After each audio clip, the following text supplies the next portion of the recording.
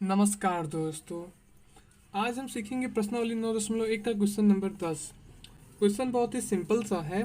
इसमें कहा क्या है कि एक ब्रिज है, एक सड़क है जिसमें दो खंभे लगे हुए हैं। दोनों खंभों की लंबाई जो है समान है। जो पहला खंभा है ए वाला, ये जमीन पर एक कोण बना रहा है 60 डिग्री का। और जो ये डी वाला खंभा है, ये जमीन पर एक कोण बना रहा है 30 डिग्री का।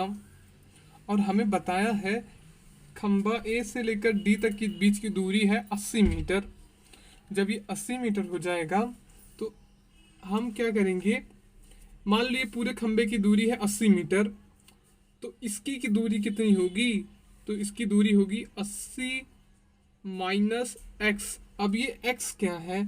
एक्स है इसकी दूरी। मान लो इस पूरे की दूरी है 80 मीटर, इसमें से इसकी दूरी अगर हम घटा देंगे तो हमें इसकी दूरी मिलेगी या नहीं? मिल जाएगी।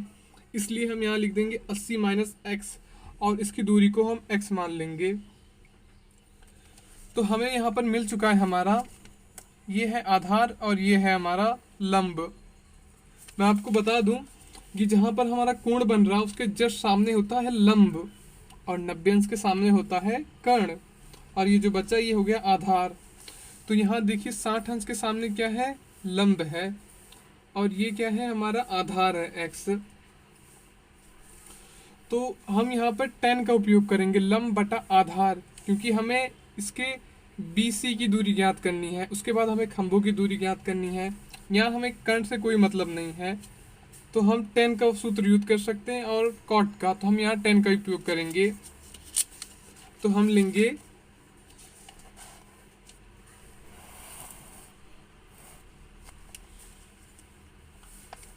लिख देते हैं यहाँ पर हम त्रिभुज ABC से, तो tan 60 हो जाएगा। यहाँ पर tan 60 इक्वल क्या होगा?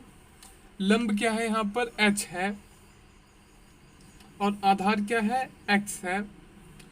अगर आपको ट्रिग्नोमेट्रिक टेबल याद है तो आपको बता दूं कि tan 60 का मान होता है √3 बराबर h बटा x।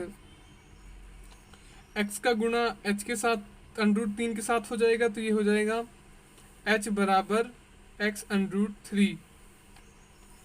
अब जी ये √3 है, ये h के बटे में आ जाएगा, तो ये हो जाएगा x बराबर h √3। इसे हम क्या करेंगे? समीकरण 1 मान लेंगे। अब हम हल करेंगे त्रिभुज बी डी और ई में। तो इसके अंदर कितना कोण बन रहा है? 30 डिग्री का कोण बन रहा है। और यहाँ पर भी tan का सूत्र अप्लाई होगा, तो हो जाएगा tan 30 बराबर लंब कितना है? h है और आधार 80 माइनस एक्स है।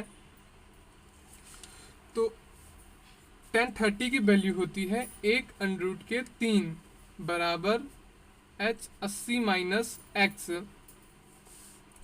अब देखिए क्रॉस मल्टीप्लाई हो जाएगा, 80 का गुणा 1 के साथ हो जाएगा, तो हो जाएगा 80 माइनस एक्स बराबर h √3। अब क्या होगा? ये माइनस का x है तो इस तरफ आके प्लस का x हो जाएगा, तो हो जाएगा 80 बराबर h √3 प्लस x। अब आप यहाँ देखिए समीकरण नंबर 1 का मान है h √3 जो हमने पिछले कोण से निकाला था, तो इसका मान हम यहाँ रख देंगे। तो ये हो जाएगा हमारा 80 बराबर h √3, x का मान हो जाएगा h √3। अब देखिए 3 का √3 का और √3 का गुणा हो जाएगा यहाँ पर, तो कितना हो जाएगा? 3 हो जाएगा। तो हम लिख लेते हैं आपस में गुणा हुआ हो गया 3h प्लस h बटे में कितना? √3। 3h प्लस h मिलके हो जाएंगे 4h, तो 4h बटे में √3 और √3 का गुणा हो जाएगा 80 के साथ, तो हो जाएगा 80 √3 बराबर 4h। तो यहाँ पर 4 बटे में आ जाएगा 80 √3 के और बराबर में आ जाएगा h।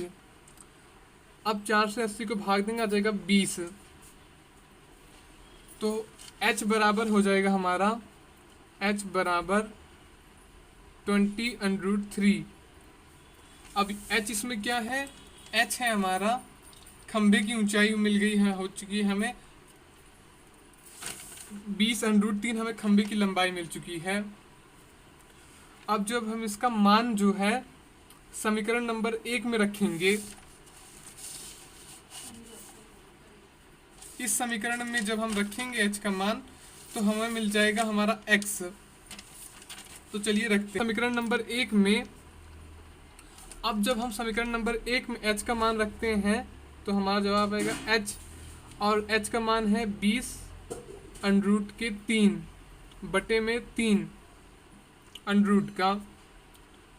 तो क्या होगा, 3 से 3 कट जाएगा, तो x का क्या मान आ जाएगा, x का मान आ जाएगा 20। मतलब इसका मान आ गया है हमारा 20, और ये टोटल कितना है, टोटल है 80। 80 में से 20 जाएगा तो कितना बचेगा, 60। तो हम यहाँ लिख देंगे EB की लंबाई हो जाएगी 60 मीटर, और BC की लंबाई हो जाएगी 20। दोनों खंभों की लंबाई मतलब कि AC बराबर DE की लंबाई हो जाएगी कि हमारी 20√3। तो ये हो जाएगा हमारा इसका फाइनल आंसर।